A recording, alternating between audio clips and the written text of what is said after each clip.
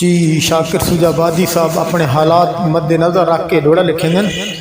तो पिछले दिन असा डिठा है कि शाकिर साहब न कोई बंदा मोटरसाइकिल से पिछू बलाई वधाई तो बहुत ज़ईफन कपड़े नाल बधी वधाए तो बड़ा दुख लगे एहसास है।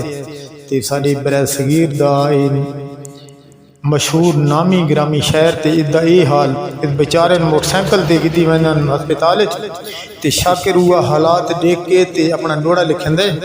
शाकिर दे रब्बा डेधा बैठा तुर तुर के, रब्बा डेधा बैठा तुर तुर के तेरी दुनिया ते जो थींदा पे।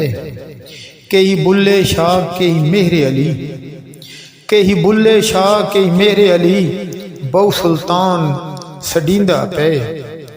कई कोट मोमिन दा शहजादा, कई कोट मोमिन दा शहजादा विच जगते डेक चुमींदा पे। एक शाकिर है तेरी दुनिया ते, एक शाकिर है तेरी दुनिया ते जड़ा मोया लेख जींदा पे, जड़ा मोया लेखे जींदा पे। ते शाकिर सुजाबादी साहब नूं देख के बड़ा दुख है, एहसास है कि साडा बरसगीर दा नामी ग्रामी शहर तो उस बेचारे गौरमेंट कोई सहूलत नहीं देंदी पई।